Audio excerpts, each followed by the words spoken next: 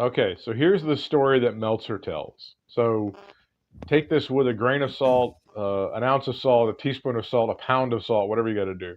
He says that Kevin Owens plays into the whole CM Punk situation with Colt Cabana. He says it kind of all started when they had the deal when Punk got fired and he and Colt were on the out, and they shit on him, they fired him on his wedding day and all that other shit.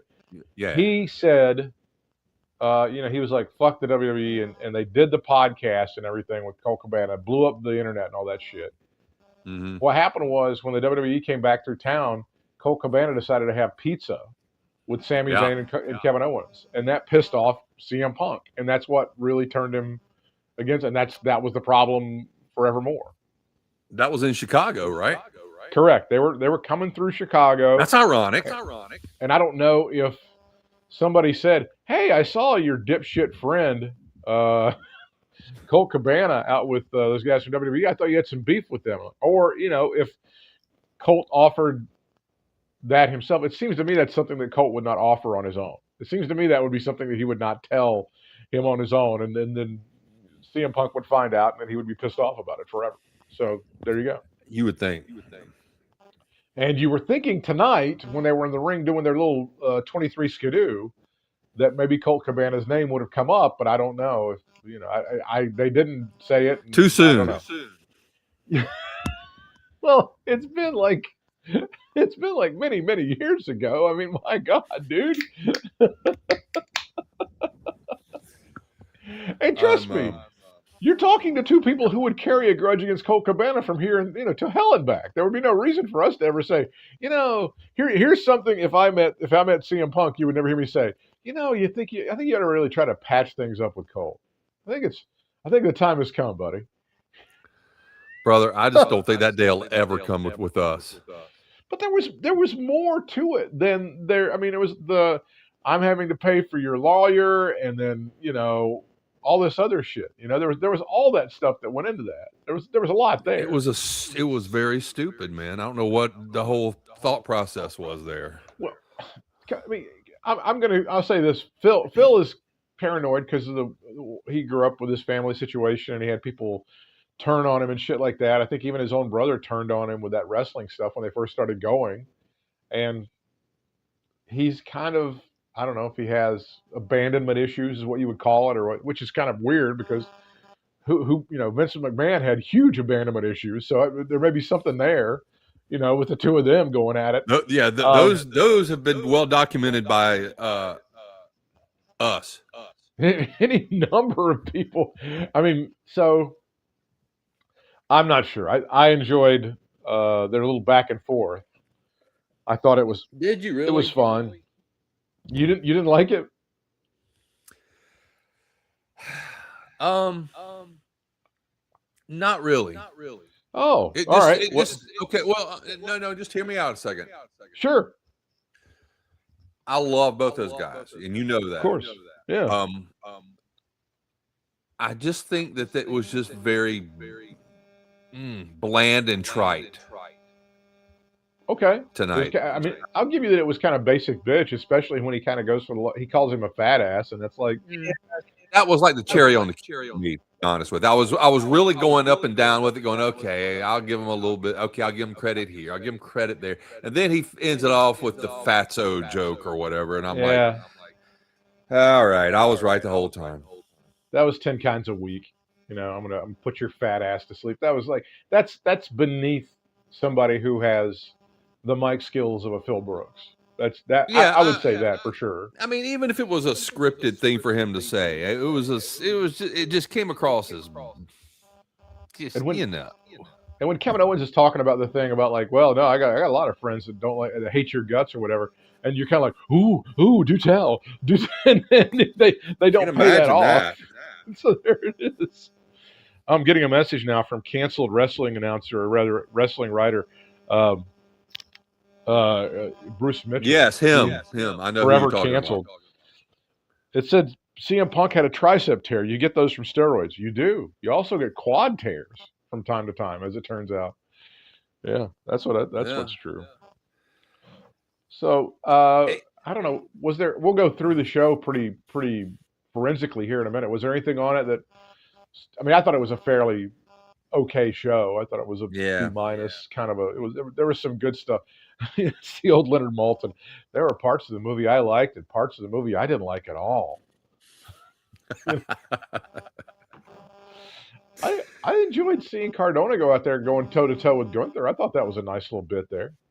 I got to admit, for like, I don't know, maybe a split second when he jumped in the ring, I'm like, okay, Cardona's going to get a good push here out of this. Right. Maybe not.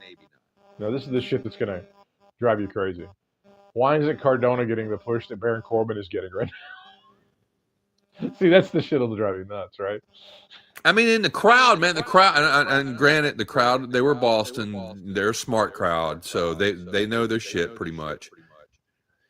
And when Cardona hit the ring, when he hit the aisle, the runway, the ramp or whatever, they started doing the woo woo woos and all the Cardona stuff. So they knew who he was. They were behind him 100%. And I knew he was going to get squashed. and that happened.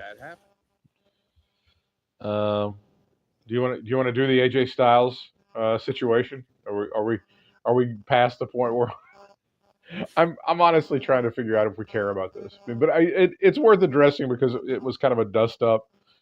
AJ Styles' son was on the GCW show last weekend, made his pro wrestling debut, August the 8th, 2026, year of our Lord, and some guy named Eric Cannon, an indie wrestler.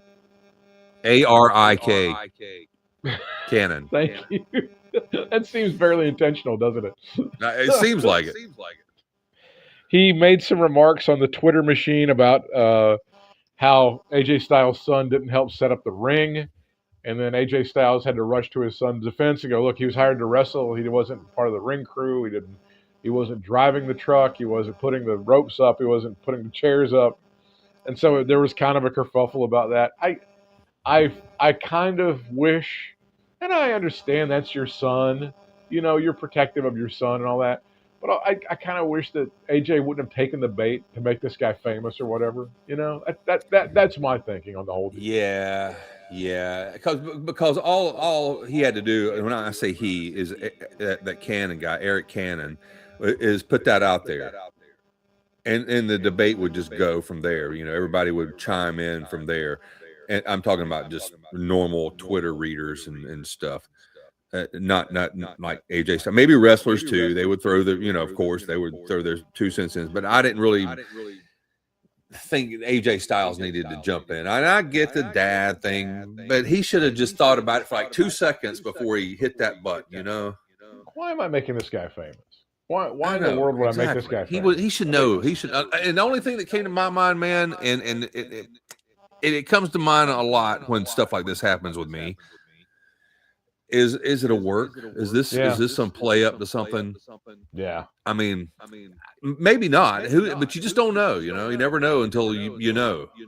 I guess, but it would be kind of silly to have like AJ Styles come in and whoop this guy's ass. I mean, I don't know what big payoff you'd be getting for that. I don't know. It all feels very carny to me. It does. I'll give you that. It does feel very carny, whether it's true or not. I mean, whether it's all legit or not. And AJ Styles' son is always going to receive criticism one way or the other because his dad was a very famous wrestler and all that stuff. He's going to get shit either way, right? Yeah, he is. And I don't know. Look, I don't know a damn thing about this dude except his name, and I really didn't know he was getting into the indie scene so soon. Just all of a sudden, there he was, a couple months ago for me. I'm like, okay, AJ Styles' son's wrestling. Okay, wow. Yeah. And I just don't know much about him, so I don't know if he's a jerk. I don't know what he's perceived as. I just, I don't know. I really don't have anything to go on. So you just kind of sit back and wait for things to unfold, I guess, if they even do unfold. If there isn't any kind of a payoff at all. Yeah. Let me ask you a question before we get back to wrestling. As a sailor in the Strait of Hormuz, did you ever feel like jumping off of your ship? under any circumstances. Just you. And by the way, were you eating like 3 carrot sticks and maybe a couple crackers? Was that your meal when you were actually going through the straits of Washington? Though this was during wartime, we were never short of food on that ship. Believe me. You know, part of the problem is like the base that like resupplies them got blown to shit. That's how smart these guys are that are running the Pentagon and running the White House right now. I mean, I'm like you, though. I would have thought, hey, the guy that runs the weekend mocktail show on Fox and Friends, that's the perfect guy to run the largest bureaucracy in the world. Why wouldn't that guy be the guy that you want? Choice number one, man. Yeah, that's the guy. I mean, I definitely want the guy that's telling you which patio furniture to buy at 8:30 on Sunday morning. That's the guy I want planning my wars. Oh my God, dude. Let me just say this, and this really kind of goes without saying. And I'm not coming on here trying to be, you know, some military vet trying to listen to me like some old man. I'm just telling you the truth. Right. Okay. The very short time I was in the military. There are people on pretty much any given ship. I'm just going to stick with Navy. Don't even worry about Marines and Army and whatever. Okay, just Navy, because this is the only thing I can tell you about. But anybody that's on the ship, any given time, any given ship, I would say there would be at least a handful. I'm not going to give a number. I'm just going a handful of people who are ready to jump ship. Anyway, regardless, because of just being there, being in you know, going stir crazy, missing their families, all that shit. Yeah. Exactly, all that stuff. You know, people, you know, getting into something that they really didn't, I guess, didn't know what they were signing up for, literally. And they just kind of fell into that. And so you throw into the, you know, the whole no food. You've been out at sea for 300 days or something. Docked at all. God knows when that ship is docked, because you can just. I think they were out for like 300 days. I mean, we were out there refueling ships, so ships can sit out there in the water for months and not ever have to dock. You know. Yeah. So no telling when those guys have been on. And I'll tell you something else. On an aircraft carrier, holy moly! Have you ever seen one up close, like up in Norfolk or anything like that? No, not up close. Yeah, they're massive. If you right? ever get a chance to go to see an aircraft carrier, please do. That is, to me, it's one of the wonderments of man. I mean, it's just amazing to me. When that thing rolled up on us that first day I was on the ship for us to refuel it, and I looked at it, it was like, holy mackerel, man! It was like the Statue of Liberty just fell on its side and just floated up next. I mean, it was just tremendous. And you know, that many people on a ship. It's just the conditions are not that great anyway, because it's just so many people, so much to keep up with, just fuel and missiles. I mean, it was crazy how big that thing was. But then, you know, I can imagine what it's like, you know, those people working their tails off in something this chaotic. Right. And then throw in the, you know, not seeing their family for months and stuff. Man, I can't imagine. And I totally believe that story. Totally believe that story. Well, and they're not getting fed, and then they're not telling them anything, and the Wi-Fi is not working. They knock the Wi-Fi out, so they can't tell their family how they're being mistreated. But I do want you people to remember that these stories were being circulated by the known communists over at Military Times. Oh. So there. That wasn't Russian Military Times, right? No. It's like just checking. It's like so you could be like Rush Limbaugh. Yeah, it's a bunch of losers over at the Military Times. Okay. We're not making. I mean, that's a horrible situation for anybody. We're making fun of the idiots that are running this war. That's who we're making. We're punching up for sure. Yes. Because we don't blame. God bless the sailors and the soldiers and the Marines and the airmen and oh my God, even the drone operators.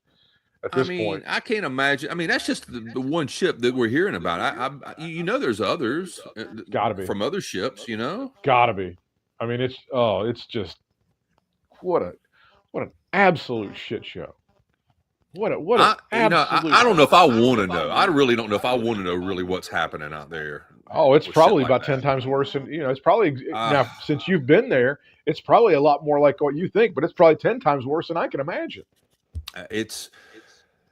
Well, I tell you, the scaredest I was one night on watch. We were, it was, I don't know, I was on aft watch. It was like the easiest watch of all, because they don't care what's behind you, but you still want somebody back there just to see. They won't see, they won't see, they want to know what's coming in front of you and from the sides and stuff. So I was kind of on the aft watch, and I was talking to the guy that kind of trained me. We were back there. It was pitch dark, man. And I heard and I had the headset on, and on the headset you can hear everybody from every watch station talking at the same time, right? Yeah. And I was talking to the guy that was training me, who was standing there beside of me, and I heard in the chatter, I heard vampire.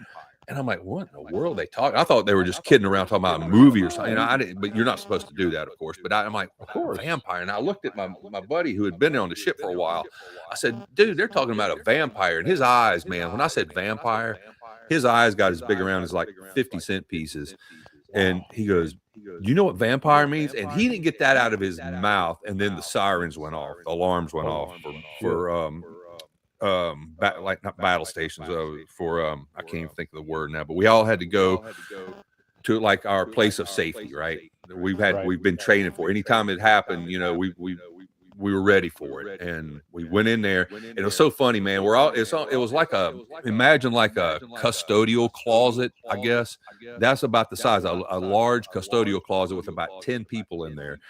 And during, like, when we were trained and during the week and stuff, we were just trained to do stuff like that, where to go and how to get there and whatever. Everybody was cutting up and just being, a bunch of assholes, really. But buddy, when that thing was real, you could have heard a mouse fart in that place, man. There were some clenched up butt cheeks in that place. And luckily it was a Scud missile, we found out later. And we all know about Scuds. They're not very accurate. So it was like any kind of 200 mile, or not 200 mile, like 100 mile maybe parameter. Anytime it got around us or something like that, it was a parameter around the ship. Anytime a Scud missile was seen at a certain altitude or whatever within that parameter, that's when we had to go to our play. And I can't remember. I guess it's been so long, I blocked that place name out of my head. I'm sure somebody out there knows what I'm talking about. But yeah, just stuff like that alone, that'll make you want to jump. But add no food, been out there for months. I can't imagine, man. I can't imagine. No end in sight. And it's like they're no end in sight. They're not telling you shit. They're not feeding you shit. And guys are just going cuckoo around. When you get to the point where it's like you have to stop people from jumping overboard, it's time to re-examine. Again, multiple, especially, yes. Maybe the Fox and Friends weekend guy's not the guy leading this war, just for fun. I used to criticize Donald Rumsfeld. I just like to talk to Donald Rumsfeld's family right now. I apologize. I am so sorry. You are not the worst Secretary of Defense of all time. You have been surpassed. You've been lapped by this fucker. This guy has no clue. I mean, not that the guys in Iraq had the shit that they needed to do the job, but I think at least they had a meal every now and again. I'm just thinking. See, that was a kind of a cluster too, getting over there during all that mess for me, trying to get to the ship. But even during that, it was kind of, I don't know, organized chaos is the best way to put it. But it was like you knew it was kind of messed up, but you kind of knew you were getting there, and you kind of knew how things work. You give it, But I bet this is just a triple, full-on zoo, man. It's got to be. Oh, it's got to be. It's got to be horrific, because the guys have absolutely no idea. These guys have absolutely no idea what they're doing with this war. Absolutely no clue. They have lost this motherfucker, and they can't even let themselves figure a way out. There's absolutely no way out. No. I don't think people realize that. Well, I think it's starting to dawn on them, but it should have dawned on them because we're really close to an agreement. We're really close now. I think we're going to have something. I think we're gonna have something. Last I heard, Iran's not talking any kind of diplomatic Isn't that things weird? with us until like January of 2029. Isn't that weird? Because it's kind of like they have leverage. Who knew? Who knew that they had leverage by being able to choke off the oil? Who could have figured out such a thing? How is there any way to know this? Maybe every administration who thought about doing this in the past, that's who. Nobody knew. Who could have known? Nobody would have known. That was like on the first day. I know the generals were like, "Look, if we do this, they're going to fuck up the oil." Okay, yeah, thanks. Let's go ahead and do it anyway. Good, thanks. I know. What do you think of that? You think that's you like the toupee? You like the toupee that Trump has? Oh, the flock of seagulls? Yeah, I like that. The flock of seagulls. It's funny because we're bombing Iran. There's a song there somewhere for sure. Yeah, which you would run so far away, you asshole. Oh. There's a very famous. I think maybe it was when he got married to Marla Maples. There's a really good video of his dad clearly wearing a toupee to the wedding. Clearly, I mean, it's not like Fred Trump was like. I think he was bald. He was one of those guys bald in his 30s. You know. Oh yeah. But I think he shows up, and it's a very obvious, like, I don't know, like totally different hair color kind of thing. Well, I'm sure it's one of those they charged him like $1,000 for back then, but it was like some shit they probably just grabbed at Walgreens. You know, oh, here, just stick that on. Fuck that.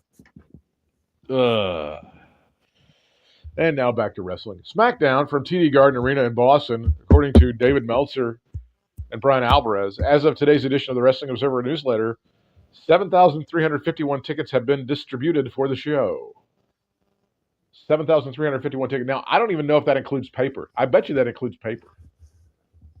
That's not a lot of tickets. 7,000. Yeah. And hey, I looked it up. The Red Sox were not in town. Man, I think there was close to 7,000 people at the High Point show we went to this past Sunday. The High Point at the Boogeyman's birthday party. There was like 7,000 people. That's pretty funny. Yeah, the Red Sox were not in town, and it looks like the Patriots didn't have a game. They didn't have an exhibition game tonight. So there's no excuses, but that's fine. You guys just keep on fucking over your fans. 3 championship matches on tap for SmackDown, with Baron Corbin defending his U.S. Championship against Carmelo Hayes. Tiffany Stratton defending the Women's United States Championship against Jacy Jayne. Damian Priest and R-Truth will defend the WWE Tag Team titles in a 3-way match against the Viking Raiders and Tala-Tonga and Tama-Tonga, managed by Ming or Haku. I'm not sure who. Is he Haku on television? He is Haku, yes. Okay, because Ming was a WCW thing. Okay, all right. Correct.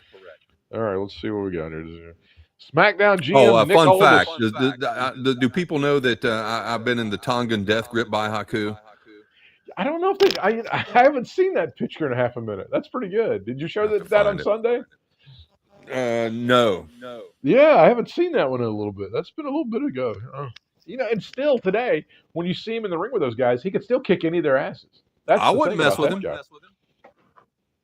SmackDown GM Nick Aldis in the ring talking about how WWE Women's Champion Chelsea Green sustained an orbital bone injury last weekend, calling her down regarding a decision being made. Aldis said he talked to WWE medical officials and that he could not allow Green to compete with a broken eye socket. So she walks down to the ring and she has a black eye. It's not as bad as I thought.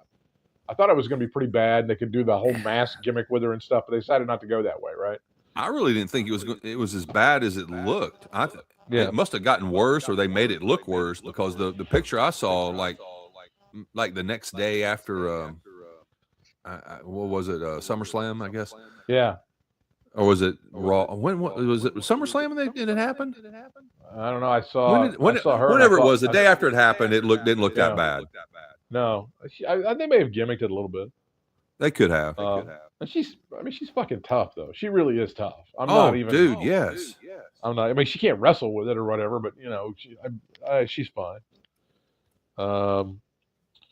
Green responded by talking about all the hardships and embarrassments she suffered over the years in WWE. Every night after she went to bed, she knew it would be worth it.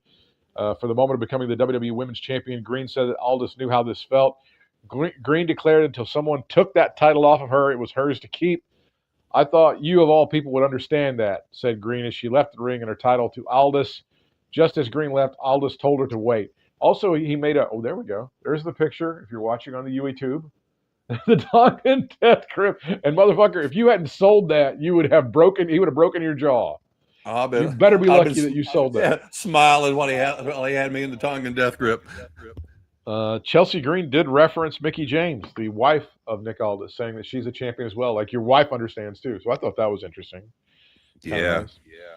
Aldis said that as the GM, he thought he was doing the right thing, but as a person, Aldis didn't give a damn what medical thought. Aldis then decreed that Green had 30 days to get herself cleared for action, and she was right in stating that the WWE Women's title was hers until someone took it off her. So that was kind of nice. Nice little segment. At that moment, Gunther interrupted and said it was time to put all our attention to important things on WWE. Gunther asked Aldis about the stunt he pulled at SummerSlam. Aldis told Gunther he was going to talk about it to him. He then talked about what he did at SummerSlam as he questioned Aldis on why he added Kevin Owens to his match. Nick Aldis answered by saying that in truth it was Gunther who was added to KO's match, and he did him a favor. Gunther mocked Green, but he only got the WWE Women's Champion to talk trash to his face as Matt Cardona stepped in to defend his wife. Gunther said that Cardona was going to do nothing to him and that he would call Green every slur in the world and Cardona would do nothing. As Green left the ring, Gunther took one more mocking word toward Green and Cardona, which earned him a punch to the face. So then it was on like Donkey Kong. By the way, are you of the opinion, as I am, that the Cardona-Chelsea Green sex tape would be fire? Yeah. Sure.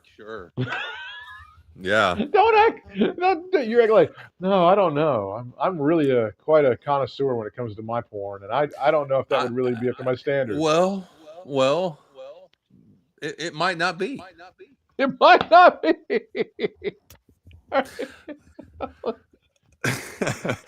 But I do think it would be a very popular one for sure. Two people with perfect bodies having sex. I just don't know. I'm not really sure. Try to sell me some more on that one. The match. No, I think it would be. I think it would be pretty good. I think it would. Hey, that's nothing wrong with it. I was just like the Pam Anderson, Tommy Lee tape from back in the 90s. I was getting ready to say the same thing. There you go. The match began after the commercial break with both men fighting in their street clothes. They did wrestle in jeans and all that good stuff. And Gunther did defeat Matt Cardona, although Gunther did give him a lot of offense. The writer here on Figure 4 Weekly says it was an all right match, kind of a formality that Gunther would win. Although I have to comment on the inconsistency with the title defense deal since there's a 30-day ultimatum for Chelsea Green, but Liv Morgan didn't get such a rule enforced on her. Well, fair enough, I guess. When AI books this shit, it's hard for them to keep it all straight, right? Yeah, apparently. This is a interesting segment that you and I were texting back and forth about. Backstage, Charlotte Flair and Alexa Bliss were talking about Tatum Paxley, who had a surprise for them. This surprise was a small locker room, which was filled with images of Charlotte like a shrine of sorts. Charlotte and Alexa went to the very claustrophobic room as Paxley welcomed the two in. There were pictures of Bridget Fonda in there. I was going to say, how many times have they done single white female on this show, on WWE television? I know Mickie James was one of those. God, yeah. They certainly had a thing with her. With Trish, right? Yeah. And by the way, if you've heard Bruce Pritchard talk about that with Conrad, it's one of the very few things that Conrad and that Bruce has actually been truthful with on that podcast. No, it's true. That's specifically, he's mentioned single white female. So, this is, you have to, especially when it comes to women and that crowd, you have to shorthand everything. It's like, it's got to be just like because the women are either like crazy or horny or stupid. That's like really the WWE writers. People can say otherwise, and they've had women come in from soap operas and stuff like that and write it and stuff. But over the years, especially in Vince Russo, women are either crazy, horny, or stupid, or any combination of those three. Two of the three of the three. But that's the Rubik's Cube that you're working from in WWE. Yeah. Not much has changed since old Russo left in that area for sure. What was it that I heard Cornette bitching about? Because Russo said that Russo said that the Triple H booking now is the worst ever in wrestling history, and he just doesn't know why Triple H isn't calling him, isn't giving him a call. No, I didn't hear that, but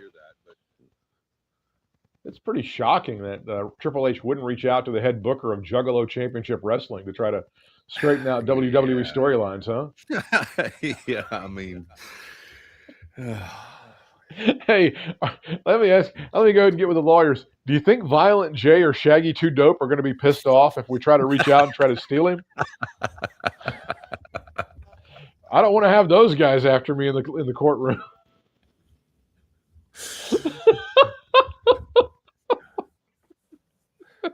Jeez, man.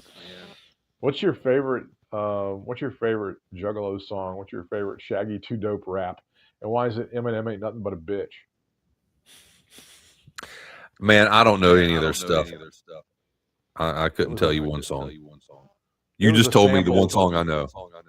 It's a sample of like Roller Coaster of Love and one of those songs. It's pretty funny. I mean, I used to work with a dude that really was into those dudes.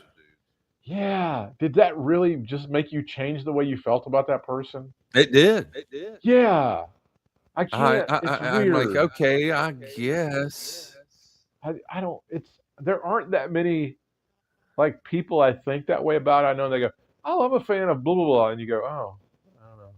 Maybe Fish. I would think like if Fish, okay. Yeah, but I don't know if I would be scared. Kind of the same thing though. No, yeah, well, that's fair. We got a recap of last week's Cody Rhodes Randy Orton situation. There was something else that I was going to bring. Oh, the Conrad Thompson getting a lot of blowback from his Roman Reigns is overrated comments from last week. Oh, the whole JBL thing? Yeah, very unhappy about it.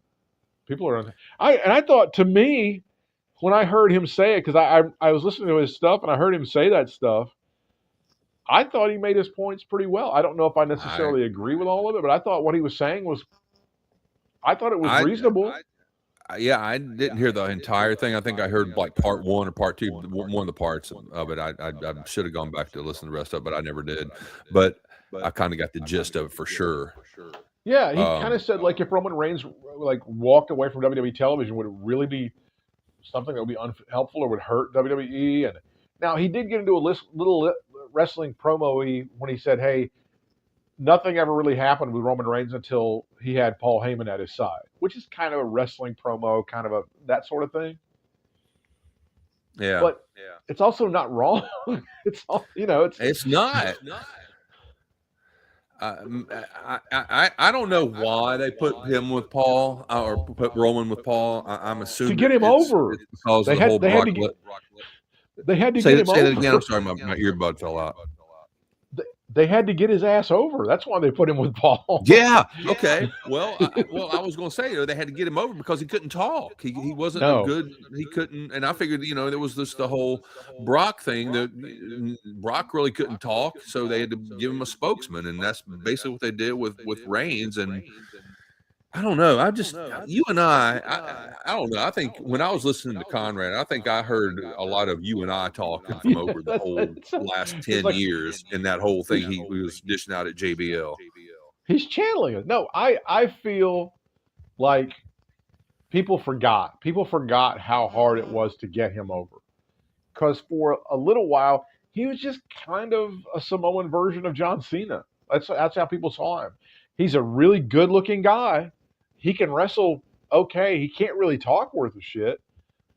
But I don't get it. There's no there beyond like good-looking guy, can wrestle a little.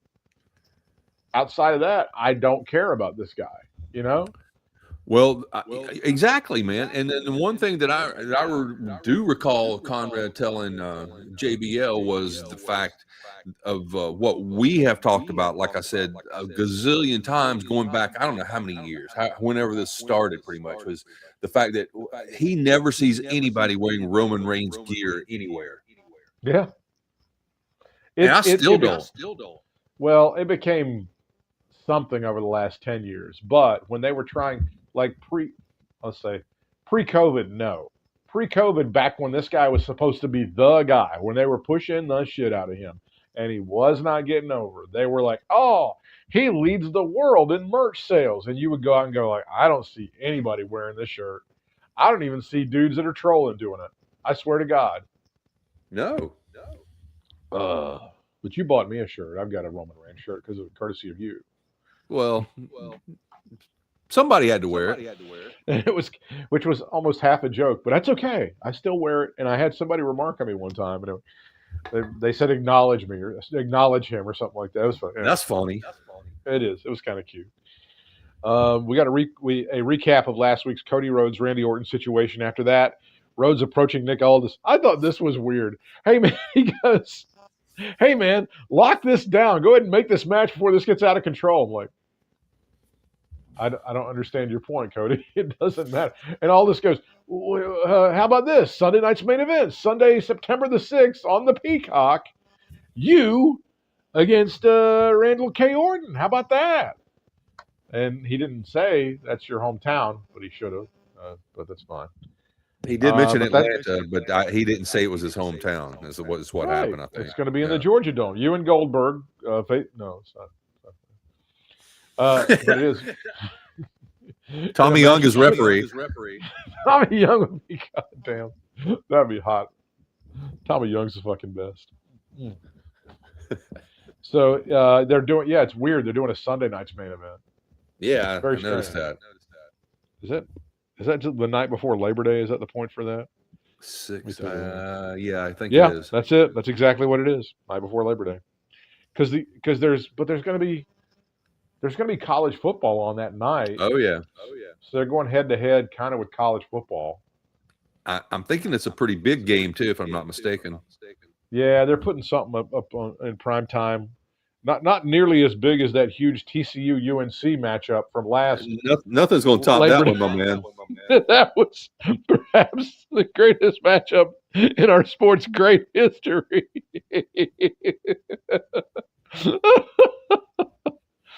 Louisville against Mississippi.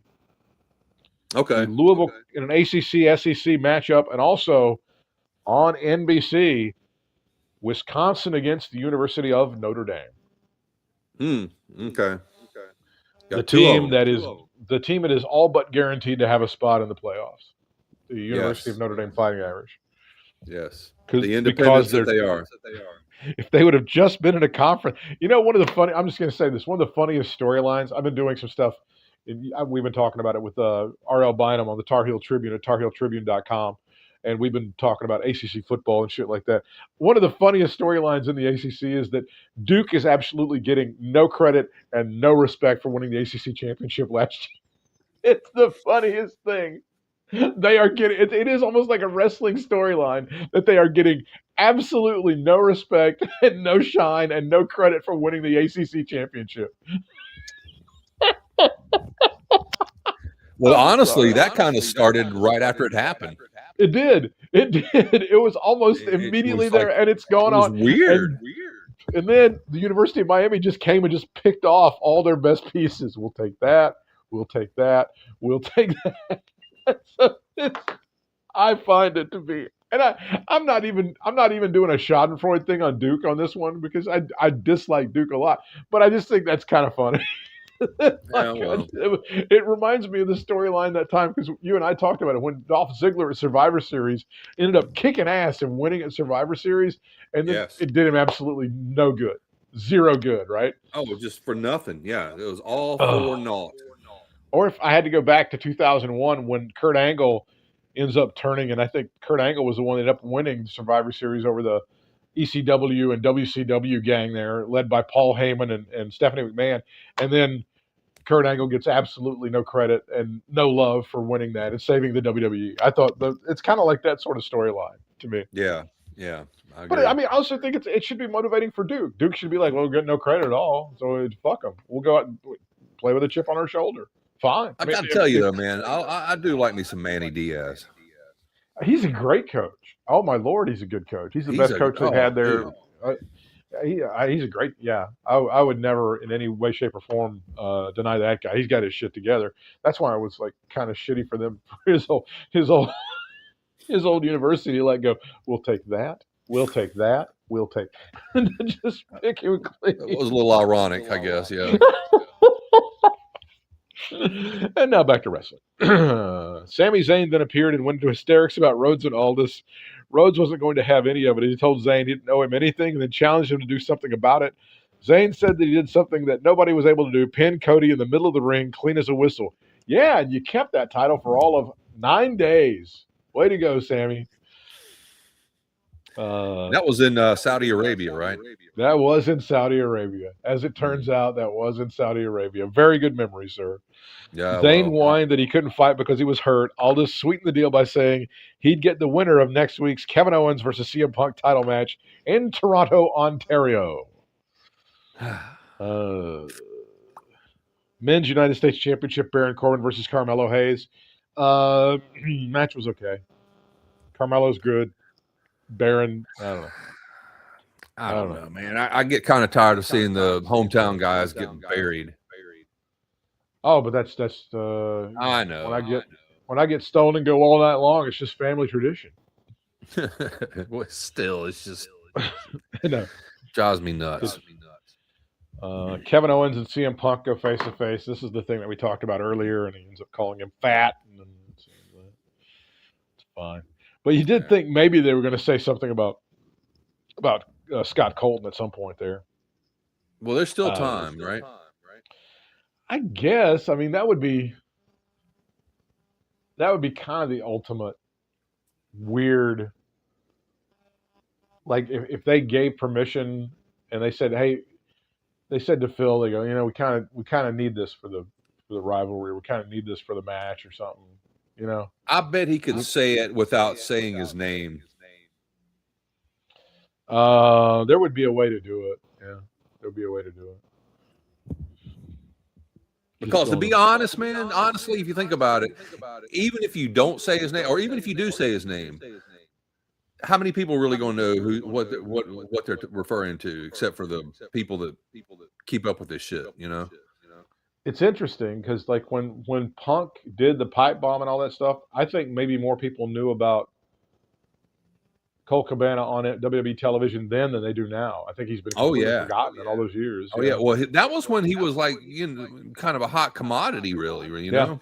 He was kind of like the Matt Cardona after Matt Cardona got canned. Well, they had him at ringside and they showed him on TV and everything, and he was kind of a thing, like you said, he was kind of a thing. Backstage. It did hurt me to say that he was a hot commodity. I just wanted to say that. Yeah, but I know it's the truth, but look, the grudge is still there, people. I'm telling you. Regardless of our feelings toward Scott Colton and how we know what kind of a guy he is and everything else, and how Phil knows what kind of a guy he is and everything else, he's kind of fumbled the ball all on his own, like multiple times, regardless of anything that we've done or wished upon him or anything, Yeah. Oh, I mean, it's, the facts are there.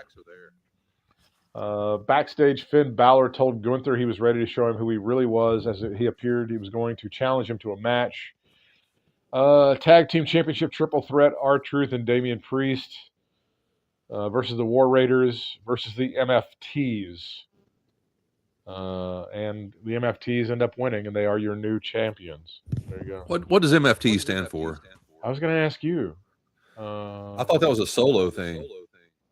No, it's not what you think. It's not supposed to be like motherfucking. I don't even know what that is. I just thought Solo kind of made that whole thing up, that faction up. But guess not. WWE Women's United States Championship, Tiffany Stratton, your champion against JC Jane. The story here is that Chelsea Green comes down ringside. She gets in some trouble as the crew tries to attack her. Tiffany takes care of them with like diving onto them outside the ring. And then when she comes back in the ring, JC Jane hits her, pins her. 1, 2, 3, new champion, JC Jane. I think you had even mentioned this last time. You thought that JC Jane was on the come. I thought she was on the way up, right? Yeah. I think they're pushing them pretty hard. They're doing great.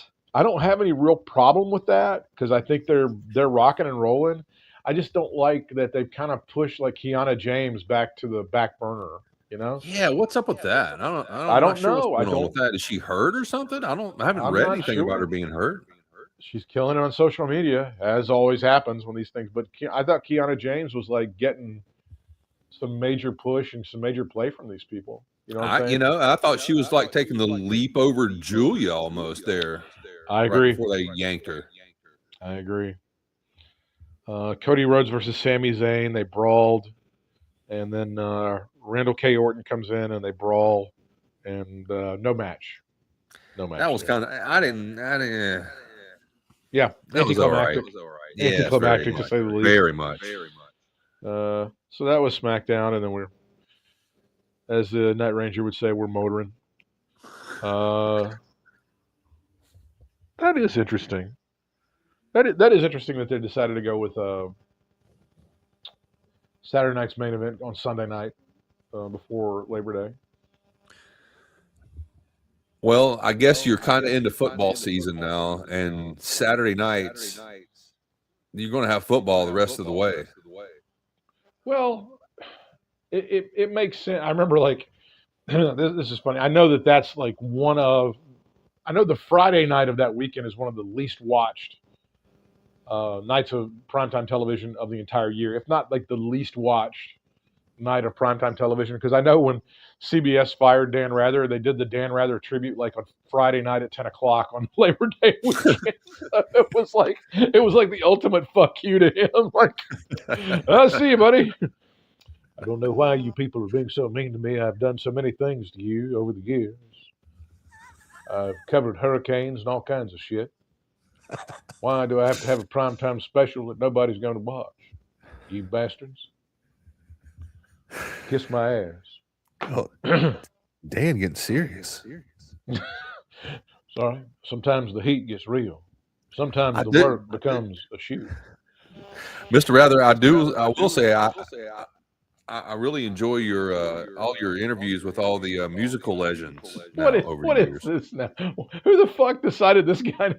Well, we're here with REO Speedwagon. I understand that when you guys kicked it off in Peoria, things were pretty hot back in the day. What? Who's this? The one I remember, I was just like, there was several of them, and I was just like scratching my head. But the one I remember was when he was sitting across from Styx, minus Dennis DeYoung. Yeah, of course. Why do you people hate Dennis DeYoung so much and his curly-headed ass? That's pretty much what he said. I don't quite understand what the heat is between you and Dennis DeYoung. I know he has a light sensitivity, but babe, I love you.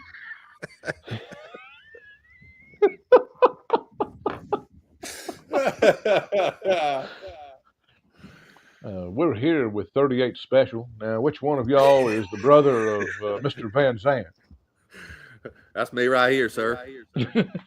Now, I understand that Ronnie Van Zandt, it's a pernicious rumor over the years that he was buried in a Neil Young t-shirt. Can you confirm or deny this rumor? No, I cannot. We're here I with will be killed if I reveal that. You can't reveal it. Now, ladies and gentlemen, we're here with the members of Journey. Why do you hate Steve Perry? Do that shit. Actually, I saw him with Steve Perry. Oh yeah. Yeah, that was good. Steve, why do you hate Neil Sean? I hate him because he's become a right-wing piece of shit. But please, in your words. Good old John Kane. God, those guys, fucking God. He's the one, Jonathan Kane, the guy that wrote Don't Stop Believing, the keyboardist for the Mighty Journey. He's the one that's married to Donald Trump's spiritual advisor, Paula White. Yes. How the fuck does that happen? What happened along the way with him? I don't know. Let me explain to you, Mr. Kane, how groupies work. You blew it. You blew it. completely out of the water.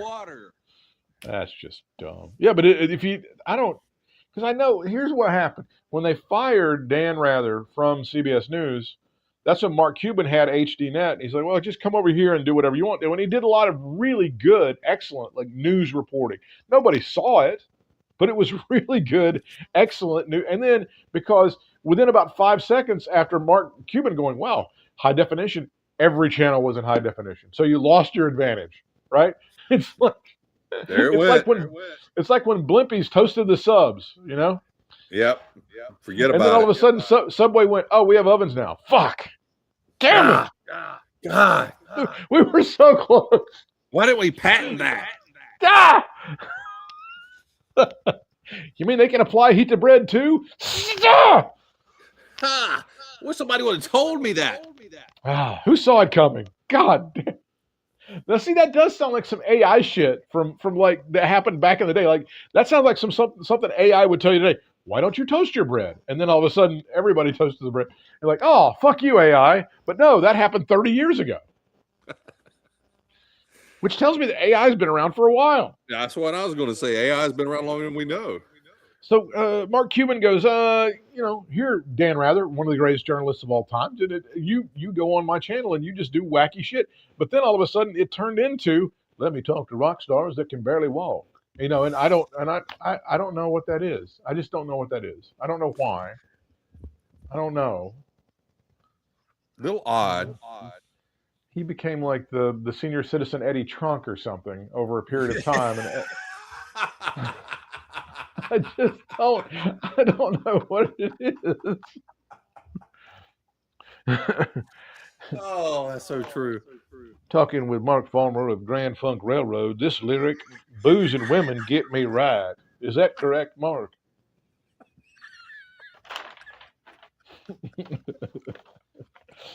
We're talking here with Todd Rundgren. You made a shit ton of money off of that gay rock stuff called Meatloaf, did you not? Is that how you afforded that house in Hawaii? We're here with Daryl Hall. Why do you hate John Oates? That's 90% of the fucking interviews is like, hey Journey, why do you hate Steve Perry? Hey Styx, why do you hate Dennis DeYoung? That's 90% of the fucking show. Is like, what is the heat between you and blank? It's so funny. We're here with rock star Gary Glitter. Why did you fall out of fashion? Oh, I don't think you prepared yourself for this interview very well, Mr. Rather. No, shut up. Don't say anything. Don't say anything. Don't say a word. I believe the statute of limitations has expired. Well, now, Mr. Glitter, I know with your past, things are a little tricky, but have you considered running for president of the United States of America? Apparently, you have all of the qualifications.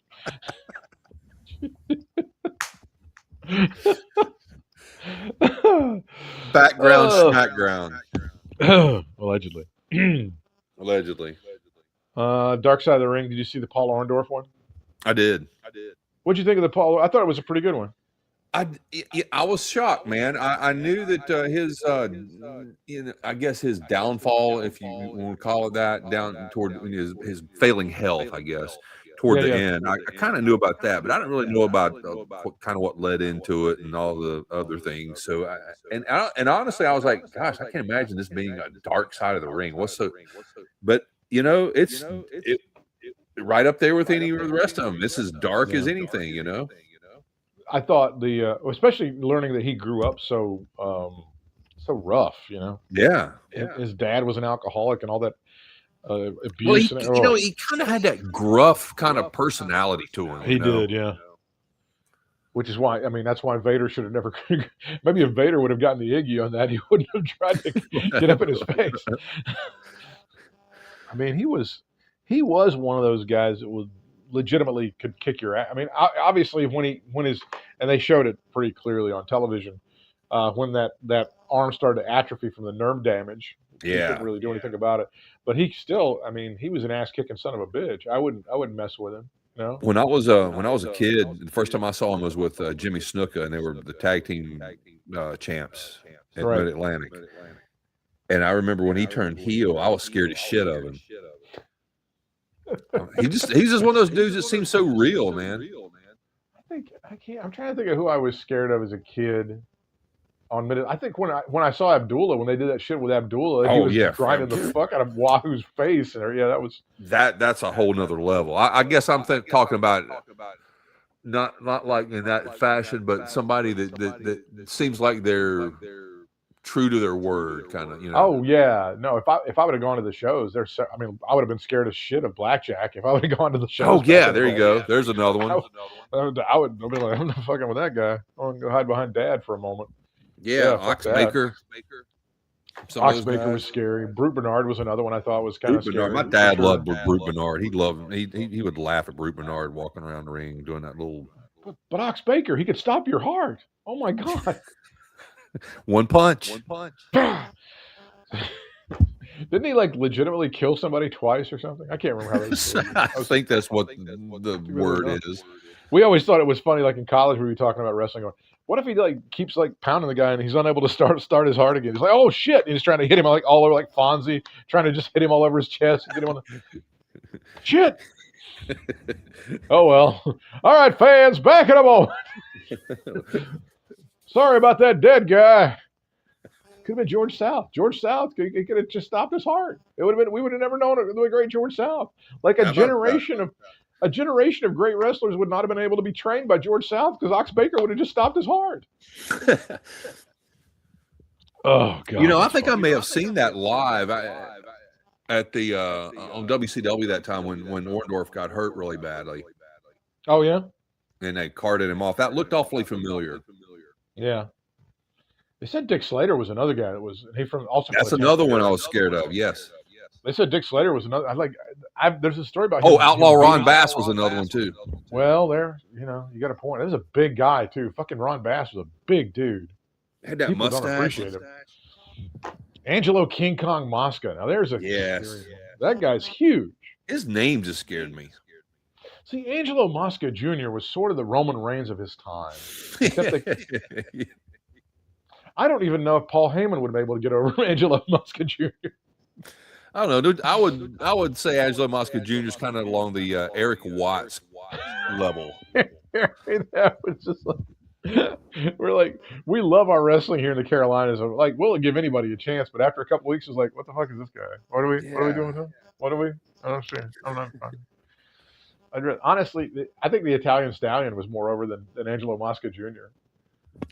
They're right up there with each other for sure, man. Guarantee we should mention the Italian Stallion. If you said his name, the Italian Stallion more well known for trying to rip off the Hardy Boys and all those guys that were trying to be jobbers on TV shows and stuff like that. Classic. Yes. We should mention the Revolution Wrestling Authority, the RWA, Boogeyman, Jimmy Valiant's. I think it was his 84th birthday. Is that correct? I think that's right. And he was presented by the Boogie Woogie Man, Rob McBride, with a replica. Well, I think it wasn't even a replica. I think it was like one of the actual... It looked worn out.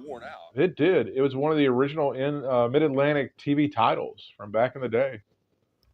And... the one he relentlessly went after back in the day. It was him and Paul Jones. See that, and I've said this before, and people don't understand it, because if you go back and you watch this shit like on YouTube and you're kind of watching it sequentially, like, how are these two guys fighting each other all this? They kept drawing money. People would want to pay money to see them. And they could, even when they would blow it off, like, people would want to see it again. It was crazy. They just there was a very natural kind of chemistry, and they just complemented each other very well. People loved Boogie Woogie Man, and Paul Jones was a piece of shit. It was great. There were probably a good handful of those feuds that went on back then that you don't really hear about anymore, that were just money makers. Yeah, it was, I don't know. They took the hair from my head. Oh, shit was dope. I think we missed the dark match. I think Skylar was in some sort of we did. battle royal. Yeah, we missed that.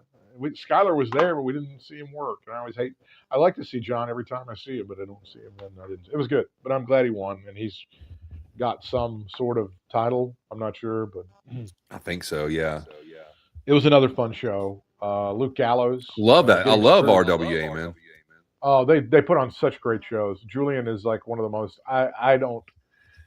These guys have these personalities where it's like I don't understand how he's not got about 50 ulcers and gets about an hour of sleep, and he really tries to take care of the fans. He knows the people like us that come to the shows and tries to make sure everybody's cool and make sure. And he's got like a million, very detail oriented, trying to put on a good show, and they always do. Luke Gallows got screwed by some of the local talent. I was very sad to see, but he got his heat back by whooping ass afterwards, so that was kind of nice.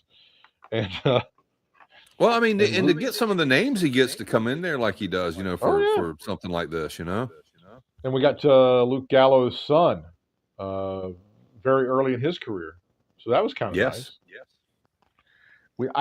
I have my fears that it's going to be difficult to see Big Ben Bishop.